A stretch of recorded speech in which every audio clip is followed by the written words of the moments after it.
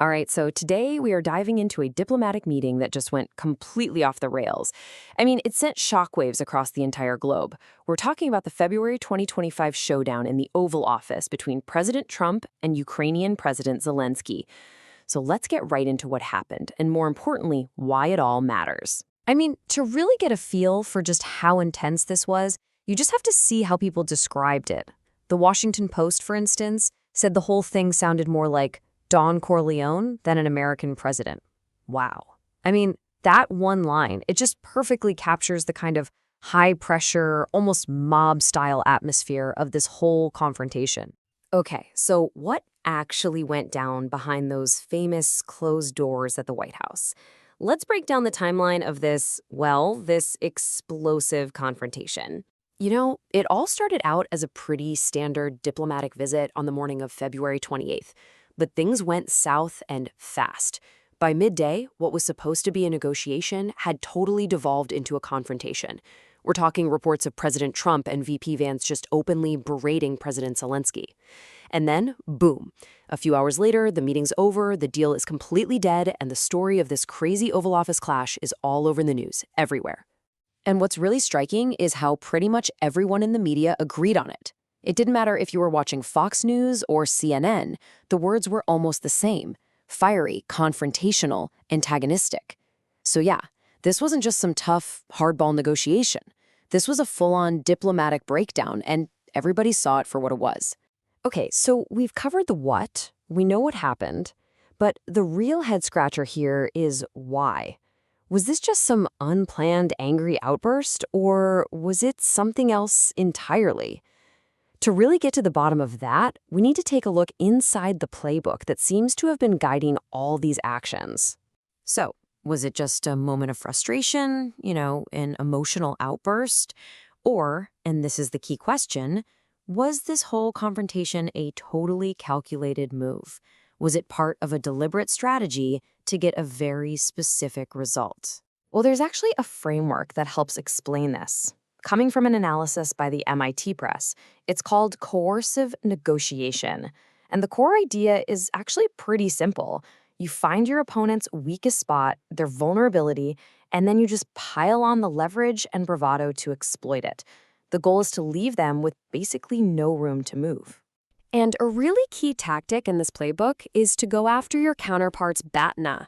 That stands for Best Alternative to a Negotiated Agreement. So, in plain English, you attack their backup plan. You trash their plan B. The whole point is to weaken their position so much that your deal looks like the only option they have. Sometimes the idea is to literally make them feel like a loser.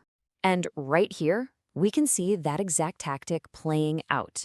During that meeting, Zelenskyy was accused of being ungrateful for all the U.S. aid he'd received. That's a direct shot at his position, right? But what's interesting is that a CNN fact check later put that claim into perspective.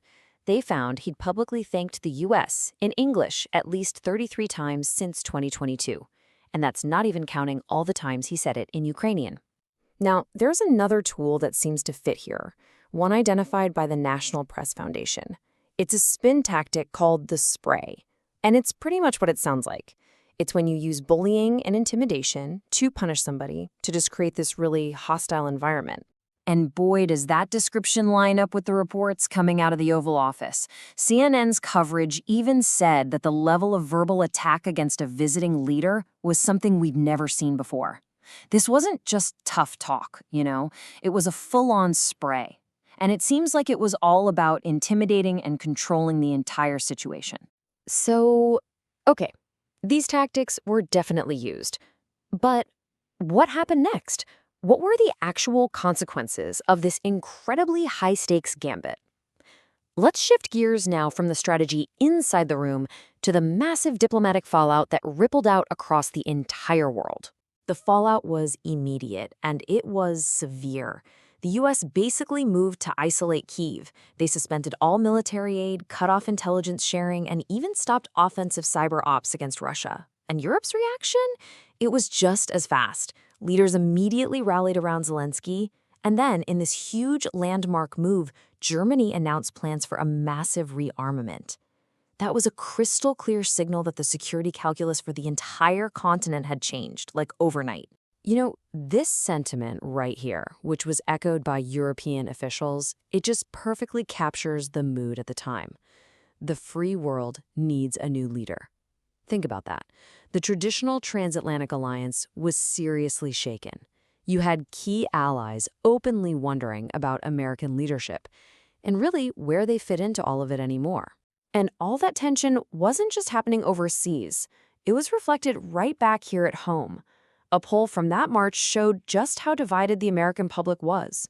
You had 43% saying the administration was favoring Russia too much. Compare that to just 31% who thought the balance was about right. So this wasn't some abstract foreign policy debate. It was actively splitting public opinion right here in the U.S. But here's the thing. This one event didn't happen in a vacuum. Not at all. It was actually part of a much bigger shift in foreign policy, a shift that had very real, very tangible consequences for geopolitics and the entire global economy. And this is where all that political drama suddenly gets very, very real. Ukraine's front lines in the Donbass region were already pretty much static, not moving much. But with U.S. aid suddenly yanked away, the military pressure on those positions became absolutely immense.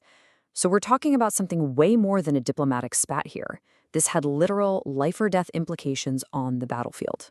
And this confrontational style, it wasn't just reserved for Ukraine. It was actually pretty consistent with a broader foreign policy. Think about the trade wars with major partners like China, Canada, and Mexico. It was all part of treating international relations like a series of zero-sum games, where for one side to win, the other has to lose. And the economic impact of all this? Oh, it was very real. Take the trade war with China, for example. In 2018 alone, lost U.S. soybean exports to China added up to a staggering $9.4 billion. Billion, with a B! It just goes to show you how these high-level strategies can have a really direct and sometimes painful impact on American industries. So all of this pressure, all this confrontation, it did eventually lead to a resolution. Sort of. A deal was struck in the end, but the really crucial question we have to ask is, what kind of deal was it really? The path to that agreement was pretty straightforward. Step 1. The U.S. applied a ton of pressure by cutting off aid and intelligence. Step 2, facing that new reality, Ukraine agreed to a 30-day ceasefire with Russia that the U.S. had proposed. And then Step 3, only after that agreement did the U.S. turn the support back on, having successfully brokered this temporary stop in the fighting. And it's so important to understand the difference here. A ceasefire is not a peace treaty. They're two totally different things. A ceasefire is just a temporary pause, right? The armies stay where they are. A peace treaty, on the other hand, is a formal, binding agreement to actually end the war. And what was achieved here was the pause, not the peace. And the context around this deal is absolutely critical. Yeah, it stopped the fighting for a little while, but reports at the time suggested that the bigger peace plan being pushed involved Ukraine giving up significant territory to Russia. For Kyiv, that was a potentially devastating outcome. And all of this brings us to one final big question. Look, the coercive tactics, they did get a result. They got a ceasefire. But it leaves you wondering, doesn't it? When you treat diplomacy itself like a battlefield, is a temporary truce that's forced on someone with leverage, is that really the same thing as a lasting, sustainable peace? I guess that's what we'll all be watching.